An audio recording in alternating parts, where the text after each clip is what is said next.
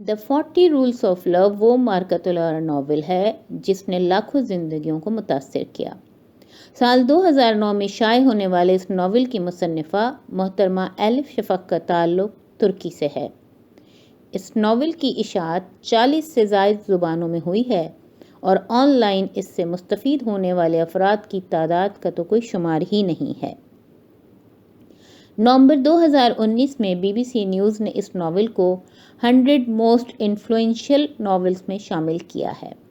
اردو سمجھنے والے سامعین کے لیے اس ناول کو اس ارادے کے ساتھ پیش کیا جا رہا ہے کہ یہ ناول ان کی زندگیوں میں مثبت تبدیلی لائے گا۔ ہم اس ناول کی صرف مرکزی کہانی پیش کر رہے ہیں۔ اس ناول میں 2 دریاؤں یعنی مولانا جلال الدین رومی اور صوفی درویش شمس تبریز کے ملنے اور ایک ہو کر حب الہی کے سمندر کی طرف بہنے کی عکاسی کی گئی ہے۔ یہ آڈیو سیریز محترمہ ہما انور کے ترجمے 40 چراغ عشق کے سے ماخوذ ہے۔ آواز خالدہ مرتضیٰ کی ہے۔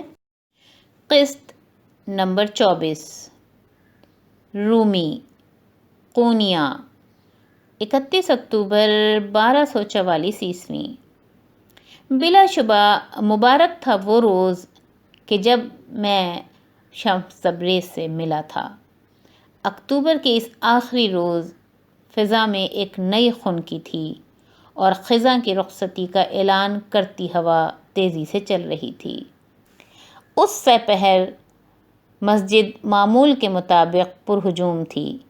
ایک بڑے ہجوم کو تبلیغ کرتے ہوئے میں ہمیشہ یہ خیال رکھتا ہوں کہ سامعین کو بھول جاؤں ہوں، اور ایسا کرنے کا صرف ایک طریقہ ہے، ہجوم کو ایک فرد واحد کے طور پر تصور کرنا۔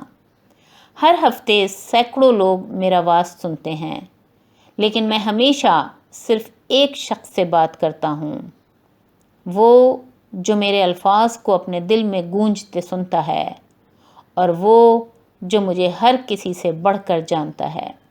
جب میں واعظ کے بعد مسجد سے نکلا تو میں نے اپنے گھوڑے کو اپنے لیے تیار پایا۔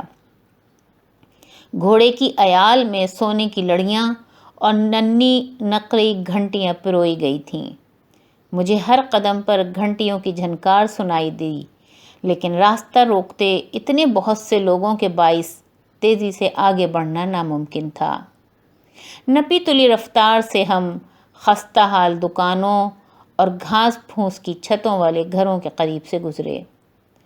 سائلوں کی پکاریں، بچوں کی چیخ و پکار اور چند سکے کمانے کے خاطر گداگروں کی صدا ایک ساتھ گھل مل گئیں۔ ان میں سے بیشتر لوگ چاہتے تھے کہ میں ان کے لیے دعا کروں۔ کچھ بس میرے قریب ہی ہو کر چلنا چاہتے تھے، لیکن کچھ ایسے لوگ بھی تھے جو زیادہ بڑی توقعات کے ساتھ آئے تھے، جو مجھ سے چاہتے تھے کہ میں ان کی دائمی بیماری سے، سحر یا کالے جادو سے نجات دلا دوں۔ یہی لوگ مجھے پریشان کرتے تھے۔ وہ کیوں کر یہ دیکھ نہ پاتے تھے کہ میں کوئی پیغمبر ہوں نہ ولی؟ کیوں نہیں سمجھ پاتے کہ میں معجزے کر دکھانے کے قابل نہیں؟ جب ہم ایک موڑ مڑے اور شکر فروشوں کی سرائے کے قریب پہنچے تو مجھے ہجوم میں سے راہ بناتا ایک سرِ گرداں درویش دکھائی دیا، جو اپنی چھیدتی نگاہیں مجھ پر جمائے سیدھا میری جانب آ رہا تھا۔ اس کی حرکات سبک تھیں اور توجہ مرکوز، اور اس کے گرد خود کفیل صلاحیت کا ایک ہالہ تھا۔ اس کے کوئی بال نہ تھے، نہ داڑھی، نہ بھویں، اور اگرچہ اس کا چہرہ اس قدر چوڑا تھا جتنا کسی آدمی کا ہو سکتا تھا، مگر اس کے تاثرات ناقابل فہم تھے۔ لیکن وہ اس کا ظاہری حلیہ نہ تھا جس پر میرا تجسس بیدار ہوا۔ اتنے برسوں میں نے ہر قسم کے درویشوں کو معرفت حق کے سفر میں قونیہ سے گزرتے دیکھا تھا۔ گدے ہوئے جسم کے ساتھ، کانوں میں بالیوں اور ناک میں نتھ کے ساتھ، ان میں سے بیشتر لوگ لطف اٹھاتے تھے کہ ان کے پورے وجود پر سرکش لکھا تھا۔ وہ اپنے بال بہت بڑھا لیتے تھے، یا پھر بالکل ہی سر داڑھی منڈوا لیتے۔ بعض قلندری درویش تو اپنی زبان اور پستان تک چھدوا لیتے تھے۔ جب میں نے اس درویش کو پہلی بار دیکھا تو وہ اس کا بیرونی خول نہ تھا جس نے مجھے چونکایا، اگر میں کہنے کی جرت کروں تو وہ اس کی نگاہ تھی۔ اس کا نظر جما کر ٹکٹکی باندھ کر دیکھنا تھا۔ اس کی سیاہ نگاہیں مجھ پر کسی خنجر سے زیادہ تیزی سے گڑ رہی تھیں۔ وہ سڑک کے عین درمیان کھڑا ہو گیا اور اپنے بازو بلند کر لیے، یوں جیسے وہ نہ صرف جلوس کو بلکہ وقت کے بہاؤ کو بھی روکنا چاہتا تھا۔ کسی اچانک وجدان کی طرح مجھے اپنے جسم کو ایک دھچکا سا لگتا محسوس ہوا۔ میرا گھوڑا گھبرا گیا اور اپنے سر کو اوپر نیچے جھٹکتے ہوئے اونچی آواز میں ہنہنانے لگا۔ میں نے اسے پرسکون کرنے کی کوشش کی، لیکن وہ اتنا بدک گیا کہ مجھے بھی گھبراہٹ ہونے لگی۔ میری نظروں کے سامنے درویش میرے گھوڑے کے قریب پہنچا جو بدک رہا تھا اور سم مار رہا تھا، اور بے حد دھیمی سرگوشی مجھ سے کی۔ جانور ہانپنے لگا، مگر جیسے ہی درویش نے آخری بار ہاتھ ہلایا وہ فوراً پرسکون ہو گیا۔ ہجوم میں ایک جوش سا دوڑ گیا اور میں نے کسی کو زیر لب بڑبڑاتے سنا، یہ کالا جادو ہے۔ اپنے گرد و پیش سے غافل درویش نے مجھے تجسس سے دیکھا۔ اے مشرق و مغرب کے عظیم عالم، میں نے آپ کے بارے میں بہت سنا ہے۔ میں آج یہاں ایک سوال پوچھنے آیا ہوں، کیا مجھے پوچھنے کی اجازت ہے؟ پوچھئے، میں نے دھیمے سے کہا۔ خوب، اس کے لیے آپ کو گھوڑے سے اتر کر میری سطح پر میرے برابر کھڑا ہونا پڑے گا۔ میں یہ سن کر اس قدر حیرت زدہ ہوا کہ لمحے بھر کو تو میں کچھ بول ہی نہ پایا۔ میرے ارد گرد لوگ بھی اسی طرح حیران تھے۔ اس سے پہلے کوئی بھی کبھی بھی یوں مجھ سے مخاطب ہونے کی جرت نہ کر پایا تھا۔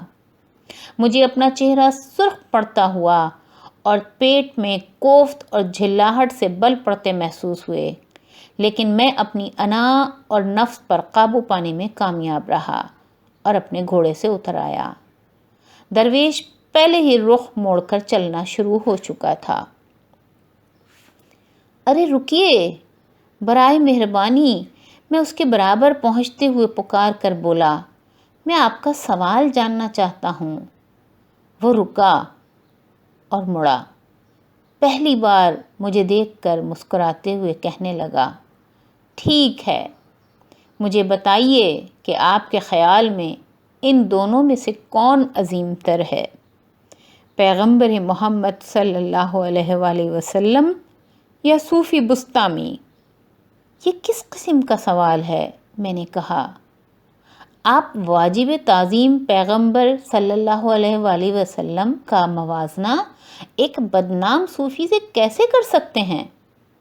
ہمارے گرد ایک متجسس ہجوم جمع ہو چکا تھا، لیکن درویش کو لگتا تھا ان حاضرین کی کوئی پرواہ نہ تھی۔ ابھی بھی غور سے میرے چہرے کو پڑھتے اس نے اصرار کیا، برائے مہربانی اس بارے میں سوچئے، کیا پیغمبر صلی اللہ علیہ وآلہ وسلم نے کہا نہیں تھا، اے خدا مجھے معاف فرما دے، میں تجھے ویسے نہیں جان سکا جیسے کہ مجھے جاننا چاہیے؟ جبکہ بسطامی نے کہا تھا، تعریف ہے میرے لیے، میں خدا کو اپنی چادر تلے رکھتا ہوں۔ اگر ایک خود کو خدا کے مقابلے میں اس قدر حقیر سمجھتا ہے، جبکہ دوسرا خدا کو اپنے اندر رکھنے کا دعویٰ کرتا ہے، تو دونوں میں سے کون عظیم ہے؟ میرا دل میرے حلق میں دھڑکنے لگا۔ سوال اب مزید مبہم نہ رہا تھا۔ در حقیقت یوں محسوس ہوا جیسے پردہ اٹھایا جا چکا ہو اور اس کے نیچے ایک پیچیدہ معمہ میرا منتظر تھا۔ گزرتی ہوا کی طرح ایک مسکراہٹ درویش کے چہرے کو چھو کر گزری۔ اب میں جان گیا تھا کہ وہ کوئی دیوانہ نہیں تھا، وہ ایک سوال لیے ہوئے آدمی تھا، ایک سوال جس کے بارے میں نے پہلے کبھی نہیں سوچا تھا۔ میں سمجھ گیا کہ آپ کیا کہنا چاہ رہے ہیں۔ میں نے بات شروع کی، نہ چاہتے ہوئے کہ وہ میری آواز میں موجود لرزش کو محسوس کریں۔ میں دونوں بیانات کا موازنہ کر کے بتاؤں گا کہ کیوں، اگرچہ بسطامی کا بیان بلند تر لگتا ہے لیکن حقیقت اس کے برعکس ہے۔ میں سننے کو بیتاب ہوں، درویش نے کہا۔ آپ جانتے ہیں کہ خدا کی محبت ایک بحر بے کنار ہے اور انسان جتنا پانی اس سے لے سکتے ہیں لینے کی جد و جہد کرتے ہیں، لیکن انجام کار ہم میں سے ہر کوئی جتنا پانی لے سکتا ہے وہ ہمارے پیالے پر منحصر ہے۔ کچھ لوگوں کے پاس بڑا برتن ہوتا ہے، جبکہ کچھ کے پاس ڈول، جبکہ کچھ ایسے ہیں جن کے پاس صرف پیالے ہوتے ہیں۔ بات کرتے ہوئے میں نے دیکھا کہ درویش کے چہرے کے تاثرات استہزاء سے کھلی تحسین میں بدل گئے اور پھر کسی ایسے شخص کسی دوستانہ مسکراہٹ میں جس نے کسی دوسرے کے الفاظ میں اپنے خیالات کو پہچان لیا ہو۔ بسطامی کا برتن نسبتاً چھوٹا تھا اور ان کی پیاس گھونٹ بھر کے بعد بجھ گئی۔ وہ جس مرحلے پر تھے اسی میں خوش تھے۔ یہ شاندار بات ہے کہ انہوں نے اپنے اندر خدا کو پہچان لیا، مگر پھر بھی خدا اور ذات کے درمیان امتیاز کی باقیات تو موجود تھیں۔ وحدت حاصل نہ ہوئی۔ جہاں تک پیغمبر صلی اللہ علیہ وآلہ وسلم کی بات ہے، وہ مصطفیٰ تھے، چنے گئے تھے اور ان کا پیالہ کہیں بڑا تھا۔ اس وجہ سے خدا ان سے قرآن پاک میں پوچھتا ہے، کیا ہم نے تمہاری خاطر تمہارا سینہ کھول نہیں دیا؟ یوں ان کا دل کھول دیا گیا، ان کا پیالہ لامحدود تھا، ان کے لیے پیاس کے بعد پیاس تھی۔ کوئی حیرت کی بات نہیں کہ انہوں نے فرمایا، ہم تجھے ویسے نہیں جانتے جیسا ہمیں جاننا چاہیے، اگرچہ یقیناً وہ خدا کو یوں جانتے تھے جیسے اور کوئی نہیں جانتا۔ خوش دلی سے ہنستے ہوئے درویش نے سر ہلایا اور میرا شکریہ ادا کیا۔ پھر اس نے اظہار تشکر میں اپنا ہاتھ اپنے دل کے مقام پر رکھا اور کچھ لحظے اسی طرح کھڑا رہا، لیکن ہماری نگاہیں دوبارہ ملیں۔ میں نے دیکھا کہ اب اس کی نگاہ میں نرمی کا شائبہ سا آ گیا تھا۔ میں اس سرمئی نظارے میں درویش کے پاس سے گزر کر آگے بڑھا، جو سال کے ان دنوں ہمارے شہر کے لیے مخصوص تھا۔ ہمارے قدموں میں چند خشک پتے بکھر گئے۔ درویش نے ایک نئی دلچسپی کے ساتھ مجھے دیکھا اور ڈھلتے سورج کی مدھم پڑتی دھوپ میں ایک لہجے بھر کو، میں قسم کھا کر کہتا ہوں کہ میں نے اس کے گرد عنبری ہالہ دیکھا۔ وہ احتراماً میرے سامنے جھکا اور میں اس کے سامنے جھکا۔ مجھے نہیں معلوم کہ کتنی دیر ہم اسی طرح رہے۔ ہمارے سروں پر معلق آسمان گہرا نیلا ہو گیا۔ ہماری گفتگو کے تبادلے کو ایسی حیرانی سے دیکھتے ہوئے جس کی حدیں ناپسندیدگی کو چھوتی تھیں، کچھ دیر بعد ہمارے گرد موجود ہجوم میں گھبراہٹ بھری کھلبلی سی مچ گئی۔ انہوں نے مجھے اس سے پہلے کبھی کسی کے سامنے جھکتے نہ دیکھا تھا، اور یہ حقیقت ہے کہ میں ایک سادہ سے سرِ گرداں درویش کے سامنے جھکا تھا۔ اس پر میرے قریب ترین شاگردوں سمیت کچھ لوگ سخت حیرت زدہ رہ گئے تھے۔